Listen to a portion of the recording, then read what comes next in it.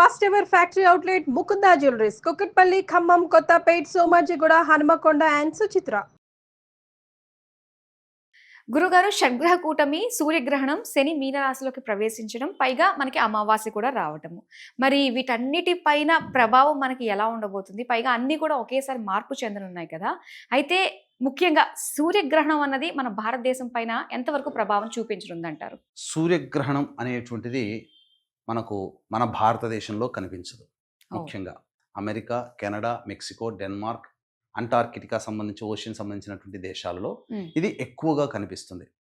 కానీ మన భారతదేశంలో ఈ సూర్యగ్రహణం అనేటువంటిది కనిపించదు. కనిపించినటువంటి గ్రహణానికి నియమాలు పాటించాల్సిన అవసరం లేదు. అంటే నియమాలంటే ఏంటి? పట్టు విడుపు స్నానాలు చేయడము, పూజా మందిరములు, దేవతా వస్తువు విగ్రహాలు అన్నీ కూడాను శుభ్రపరచుకోవడము, అన్ని ఆహార పదార్థాల్లో దర్భపుల్లలు వేసుకోవడం, ఇలాంటివి పాటించాల్సిన అవసరం లేదు. కానీ రవి చంద్రుడు ప్రపంచానికి ఒక్కరే. కాబట్టి ఆ రవి పితృ, చంద్రుడు మాతృ రూపంగా కొలుచుకుంటాం. కాబట్టి వారికి ఆ రవిచంద్రులకి గ్రహణాలు అనేటువంటివి ఏర్పడినప్పుడు ప్రపంచవ్యాప్తంగా ఎప్పుడు జరుగుతూనే ఉంటాయి. ప్రతి సంవత్సరం 4-5 సార్లు గ్రహణాలు ఉంటాయి. అవన్నీ కూడా అమూల్యమైనటువంటి సమయాలు. ఆ రవిచంద్రులు ప్రపంచానికి కాంతిని, నీడని ప్రసారించేటువంటి గ్రహాలు. కాబట్టి ఈ గ్రహాలకి ఏదైనా జరిగితే సంబంధించి ఏ రాశులలో గ్రహణం ఏర్పడుతుందో ఆ రాశిని బేస్ చేసుకుని ప్రపంచవ్యాప్తముగా నివసిస్తున్నటువంటి జీవులకన్నిటికీ కూడా ఆయా రాశులలో జన్మించినటువంటి వాళ్ళకి మంచి, ఆయా రాశుల్లో జన్మించినటువంటి వాళ్ళకి చెడు ప్రభావాలు అనేటువంటివి ఖచ్చితంగా ఉంటాయి. అందులో సందేహం లేదు. అక్కడ బాగా జాగ్రత్తగా మైండ్ పెట్టి ఆలోచించాలి. నియమాలు పాటించాల్సిన అవసరం లేదు. కానీ దీని దుష్ప్రభావం అంటే ప్రతి మనిషి జీవితంలో మంచి చెడు ఉంటాయమ్మా. ఎల్లప్పుడూ మంచి ఉండదు, ఎల్లప్పుడూ చెడు ఉండదు. కానీ ఇటువంటి చాలా అరుదైనటువంటి సంఘటన షడ్గ్రహ కూటమి, అమావాస్య, సూర్యగ్రహణము, శని కూడా మార్పు చెందుతున్నటువంటి ఈ తరుణంలో ప్రధానంగా అందరూ పట్టుకునేది ఒక సూర్యగ్రహణాన్ని పట్టుకుంటున్నారు. ఈ షడ్గ్రహ కూటమి ప్రభావము, శని మార్పు చెందుతున్నాడు కదా, అది కూడా ప్రధానమైనటువంటిదే. మన భారతదేశంలో కనిపించదంటే పక్కకు పెట్టేయండి. కానీ షడ్గ్రహ కూటమి, శని మార్పు చెందుతున్నాడు కదా, మరి ఈ ప్రభావము మన భారతదేశంలో ఉంటుంది. గ్రహణ ప్రభావం లేకపోయినా ఈ ప్రభావం ఉంటుంది. కాబట్టి ఏ రాష్ట్ర వారికి మంచి జరుగుతుంది, ఏ రాష్ట్ర వారికి చెడు జరుగుతుంది అనేది మనం చక్కగా క్లుప్తంగా వివరించుకునేటువంటి ప్రయత్నం చేద్దాం. ప్రధానంగా ఈ యొక్క షడ్గ్రహ కూటమి మీనరాశిలో ఏర్పడుతుంది. కాబట్టి మేషరాశి నుంచి ప్రవేశించేద్దాం. అనగా ఈ మేషరాశికి 12వ స్థానములో షడ్గ్రహ కూటమి గ్రహణ ప్రభావం ఏర్పడుతుంది. శని కూడా మార్పు చెందుతున్నాడు. అందుకనే ఏం జరుగుతుంది? ఈ 29వ తారీఖు నుంచి మేషరాశి వారికి ఏలిన నాటి శని ప్రభావం ప్రారంభమవుతుంది. ఒకటి. తరువాత రెండవది, బాగా ఖర్చులు పెరుగుతాయి. భయం దోళంతో ఉంటారు. అంటే ఏందో జరగబోతుందని ఒక భయం. ప్రతిదీ కూడా మనస్సు ప్రశాంతంగా ఉండదు, చికాగ్గా ఉంటారు. ఒక జిగ్జాగ్ వ్యవస్థలాగా ఉంటుంది ఈ మేషరాశి వారికి. ఈ ప్రభావాలన్నీ అన్ని రాశుల వారికి ఎలా ఉంటాయంటే ఒక 2-3 నెలల వరకు దీని ప్రభావం ఉంటుంది. సరైన నిర్ణయం తీసుకోలేకపోతారు. కాబట్టి ప్రధానముగా ఇది మేషరాశి వారికి చాలా స్ట్రాంగ్ అయినటువంటి, దానికి డబుల్ స్ట్రాంగ్ అని చెప్పవచ్చు. చాలా ఇబ్బందికర పరిస్థితులు. శని మార్పు, షష్టగ్రహ కూటమి, ప్రపంచవ్యాప్తముగా కొన్ని దేశాలలో గ్రహణ ప్రభావం. కాబట్టి మేషరాశి వాళ్ళు ఎక్కువగా ఎఫెక్ట్ అవుతారు. కాబట్టి జాగ్రత్తలు పాటించాలి. ఖర్చులు పెరుగుతాయి, అనవసరమైనటువంటి ఖర్చులు పెరుగుతాయి. దూర ప్రాంత ప్రయాణాలు విధిగా చేయాల్సినటువంటి పరిస్థితి. ఇక వృషభ రాశి వారికి ఇది అద్భుతం అమ్మ. ఎందుకనంటే శని లాభస్థానంలోకి వస్తున్నాడు వృషభ రాశిలో జన్మించినటువంటి వాళ్ళకి. తర్వాత ఈ వృషభ రాశికి లాభస్థానంలో షడ్గ్రహ కూటమి ప్రభావం వలన అసలు ఈ 6 గ్రహాలు అన్నప్పుడు మొత్తము ఎన్ని రకాల భావాలు ఇన్ఫ్లుయెన్స్ అవుతాయి? రవికి ఉన్నది 1, 2, బుధుడికి 2, శుక్రుడికి 2, శనికి 2, అంటే మొత్తం ఏంటి? 6, 7, 8 ప్రభావాలు ఉన్న 12 రాశులలో రాశిలో గురువు కూడా ఉన్నాడు. కాబట్టి 9, 10 భావాల ఫలితాలు పూర్తిగా సంపూర్ణంగా బలం చేకూరుతాయి. ఒక రాశికి 10 రకాలైనటువంటి భావాల ఫలితాలు లాభంలో రావడం అనేటువంటిది చాలా మెరుగైనటువంటి విషయం. కాబట్టి అంది వచ్చినటువంటి అవకాశాలని ఈ వృషభ రాశిలో జన్మించినటువంటి వారు అందిపుచ్చుకోండి. మీరు ఏదైనా మీ జీవితంలో పైకి రావాలి అనుకుని చేసేటువంటి ఏదైతే ప్రయత్నం ఉంటుందో అది చేయడానికి ప్రయత్నం చేయండి. ఖచ్చితంగా ఇటు గురువు, ఇటు సంబంధించినటువంటి 6 గ్రహాలు మీకు సంపూర్ణంగా అనుకూలంగా ఉండబోతున్నాయి. కాబట్టి అన్ని రకాలుగా సంతోషకరమైనటువంటి వార్తలు, విజయాలు, ఉద్యోగంలో వాళ్ళకి, వ్యాపారంలో ఉన్నటువంటి వాళ్ళకి అన్ని మేలు, వ్యాపార విస్తరణకి కూడా అన్ని అనుకూలంగా వృషభ రాశి వారికి ఉంటాయి. నో డౌట్ వృషభ రాశి వారు చాలా అదృష్టవంతులు ఈ యొక్క ప్రభావాన్ని అనుసరించి. ఇక మిథున రాశిలోకి కనుక చూసుకున్నట్లయితే ఈ మిథున రాశిలోకి ప్రధానంగా దశమ స్థానంలో షడ్గ్రహ కూటమి ఏర్పడుతుంది. కాబట్టి ఇక్కడ ప్రధానంగా వీళ్ళు ఆలోచించాల్సినటువంటిది ఉద్యోగ మార్పు చేయాలనుకునేటువంటి వాళ్ళకి బాగా దేవతానుగ్రహాన్ని పొందే ప్రయత్నం చేస్తూ ఉద్యోగ మార్పు కనుక ఉంటే అద్భుతంగా రాణిస్తారు. అలాగే చేస్తున్నటువంటి వృత్తి, వ్యాపారము, ఉద్యోగంలో కళంకం అంటే మీ పేరుకి మచ్చ తెచ్చేటువంటి సంఘటనలు చోటు చేసుకుంటాయి. కాబట్టి చేస్తున్నటువంటి ఉద్యోగం మంచిదైనప్పుడు మారాల్సినటువంటి అవసరం వచ్చే అవకాశం తగ్గించుకునే ప్రయత్నం చేయండి. అంటే తోటి ఉద్యోగస్తులతో, అధికారులతో కాస్త తగ్గి ఉండే ప్రయత్నం చేయండి. చాలా మటుకు మంచి జరుగుతుంది. కాబట్టి ప్రధానంగా ఏదైనా మార్పులు అనేటువంటివి జరుగుతాయి మీరు చేసేటువంటి నిర్వహణలో. అనగా చేస్తున్నటువంటి కంపెనీలోనే వేరే దానికి మార్పు రావడం, ఆకస్మికమైనటువంటి బదిలీలో జరగడానికి మిథున రాశి వారికి ఆస్కారం ఎక్కువగా ఉంది. ఇక కర్కాటక రాశి వారికి చూసుకున్నట్లయితే ప్రధానంగా ఈ కర్కాటక రాశి వారికి లాభంలో గురుడు యోగమే, వ్యయస్థానంలో కుజుడు, అలాగే నవమ స్థానంలో ఈ షడ్గ్రహ కూటమి ప్రభావం ఏర్పడుతున్నటువంటి కారణం చేత ఈ కర్కాటక రాశి వారికి అనుకూలంగా ఉండేటువంటి గ్రహాలు 2 మరియు కుజుడు, గురువు 3, అనుకూలంగా లేని గ్రహాలు 3-4 గ్రహాలు. కాబట్టి ఏమవుతుంది, ఫలితాలన్నీ కూడాను సామాన్యంగా ఉంటాయి. ఏది జరిగినా మంచి చెడు సమానమే, పాలు నీళ్ళలాగా కలిసిపోతాయి, సమస్యలు సుఖాలు. కాబట్టి మిశ్రమమైనటువంటి ఫలితాలు కర్కాటక రాశిలో జన్మించినటువంటి వాళ్ళు పొందుతారు. కాబట్టి ఇబ్బంది పడాల్సినటువంటి అవసరం లేదు. ముఖ్యంగా తండ్రి గారి ఆరోగ్యం పట్ల శ్రద్ధ వహించాలి. ఆస్తి వివాదాలకు సంబంధించినటువంటి విషయాలు ఎక్కువగా శ్రద్ధ పెడతారు. అలాగే ఆస్తి పంపకాలకి మార్గం సుగమమవుతుంది. అలాగే కోర్టు సంబంధమైనటువంటి వ్యాజ్యములు ఉన్నప్పుడు మీదే గెలుపు అయ్యే అవకాశాలు ఎక్కువగా ఉన్నాయి. ఇక సింహరాశి మనం చూసుకుంటే సింహరాశిలో జన్మించినటువంటి వారికి ప్రధానంగా అష్టమ శని ప్రభావం ప్రారంభమవుతుంది. ఇది మహాదోషం. అలాగే ఈ షష్టగ్రహాలన్నీ కూడా 6 గ్రహాలు అన్నీ కూడా అష్టమ స్థానంలో ఉండడం ఇది చాలా దోషభూయిష్టం. అందుకనే త్రిబుల్ మార్క్స్ వేస్తున్నాను. మేషరాశి కన్నా సింహరాశి డేంజర్ జోన్లో ఉన్నట్టు. ఒకసారి ఈ సింహరాశిలో జన్మించినటువంటి వాళ్ళు గుర్తు తెచ్చుకోండి. 2006 నుంచి 2009 సంవత్సరం, ఆ 3 సంవత్సరాలు మీ జీవితం ఎలా ఉందో ఒక్కసారి కూర్చొని వెనక్కి వెళ్ళండి. Flash back.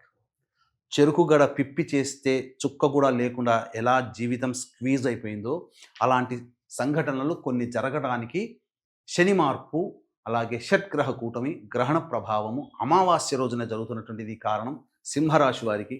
కాబట్టి జాగ్రత్తలు పాటించండి. నిర్ణయాలలో మీకు ప్రధానంగా సింహరాశిలో జన్మించినటువంటి వారికి నిర్ణయ శక్తి లేకపోతుంది. ఏది మంచి ఏది చెడు, ఎవరు మంచి ఎవరు చెడు, ఏది యోగము ఏది అవయోగం గుర్తించలేకపోతారు.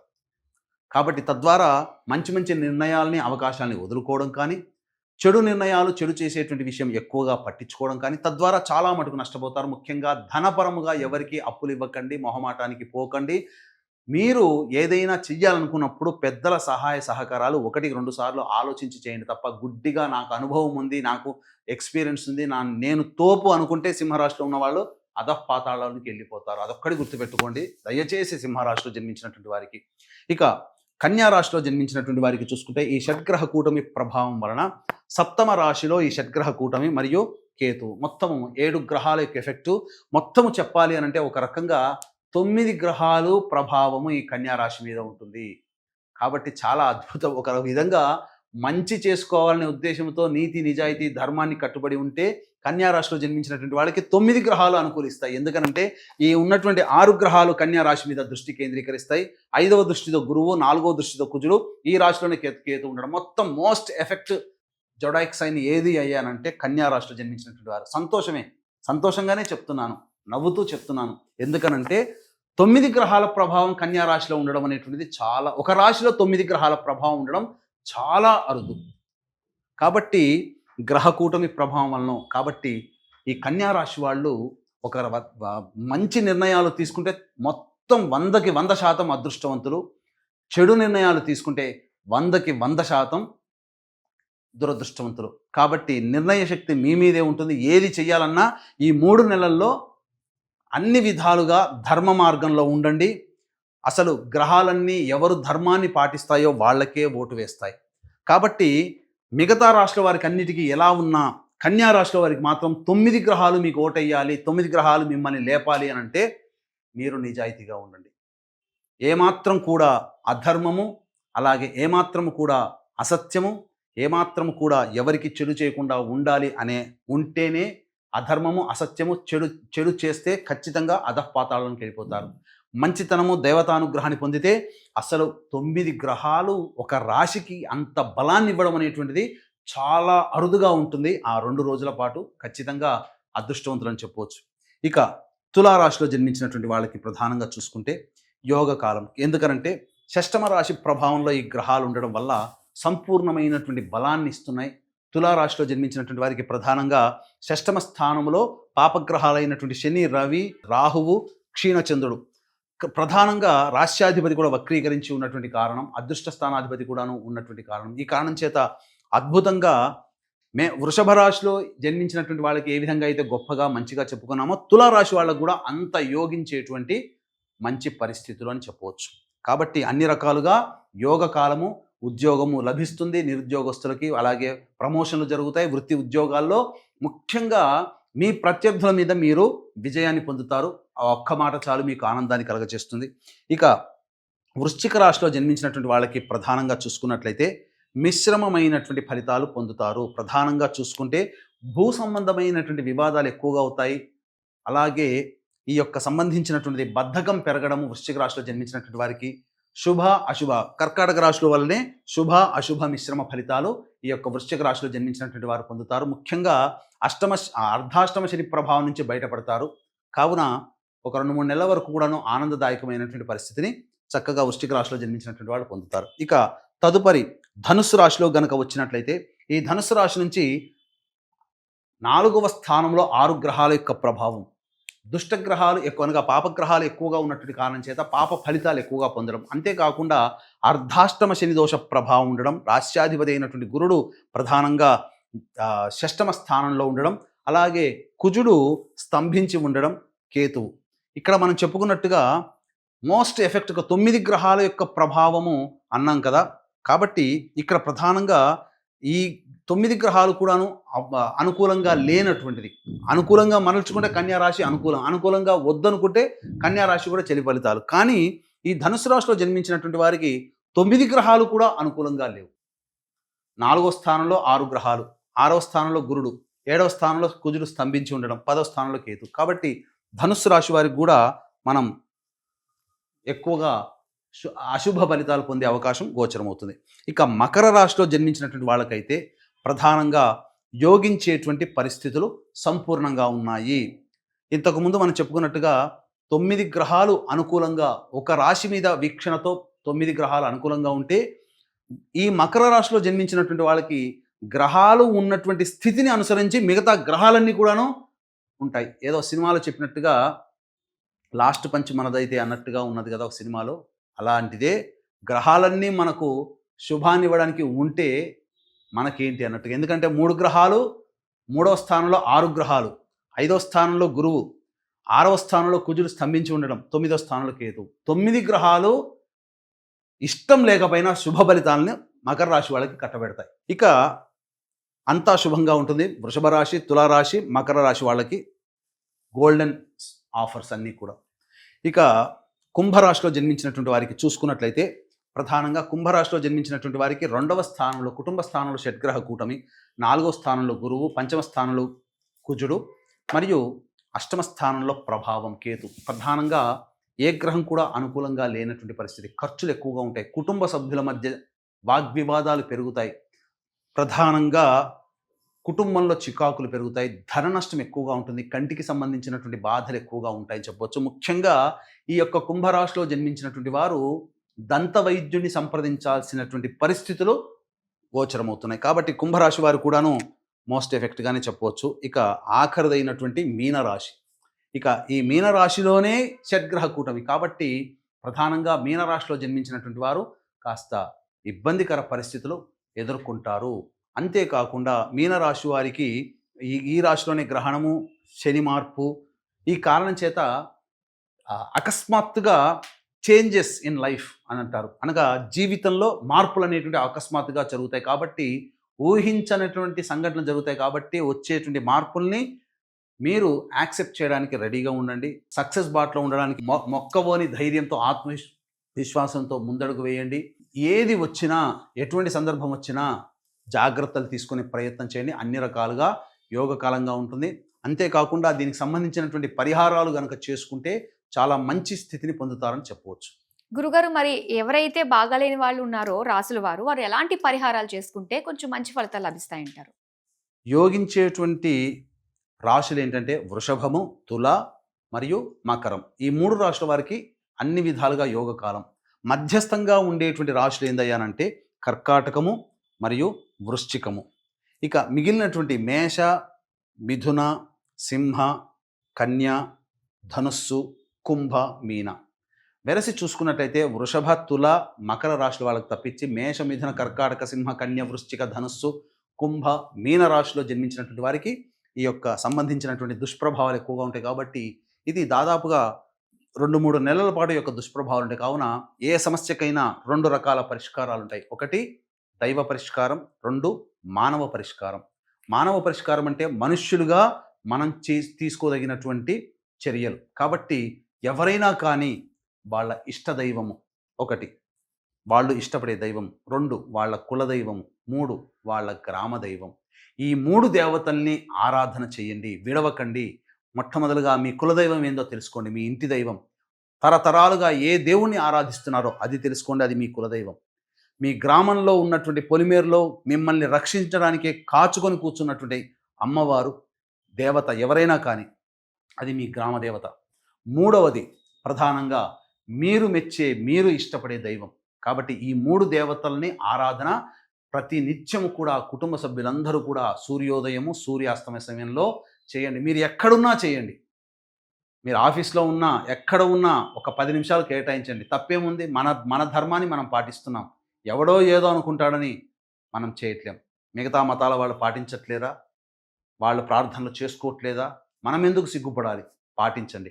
ఇక దేవతా అనుగ్రహం పొందే ప్రయత్నంలో భాగంగా అంతరిక్ష దేవతల యొక్క అనుగ్రహాన్ని, అనగా దైవ పరిష్కారం బ్రాహ్మణుల ద్వారా చేసుకోవాలి. కాబట్టి ఈ సంబంధించినటువంటి దేవతా అనుగ్రహానికి సంబంధించి ప్రధానంగా ఈ అంతరిక్ష దేవత ఆరాధన, ఎందుకంటే అంతరిక్షంలో ఈ యొక్క మార్పులన్నీ ఉన్నాయి కాబట్టి అంతరిక్ష దేవతలు మనకు దశమహావిద్యలు. కావున మన పీఠమాధుర్యంలో 29వ తారీఖు రోజున సాయంకాలం సూర్యాస్తమయం తర్వాత ఈ అంతరిక్ష దేవతల ఆరాధనలో భాగంగా ప్రత్యంగిరా హోమం, బగళాముఖి హోమం, రాజశ్యామల హోమం, వారాహి హోమం, ధూమవతి హోమం మరియు కాలభైరవ హోమాలు, వారాహి హోమాలు, మృత్యుంజయ హోమాలు అనేటువంటివి, వీటితో పాటుగా విద్య, వివాహ, ఉద్యోగ, దాంపత్య, అనారోగ్య సమస్యల నివారణకి సంబంధించి ఈ హోమాది కార్యక్రమాలు, సర్వదోష నివారణ పూజలు, హోమాల్లో భాగంగా చేయించడం జరుగుతుంది.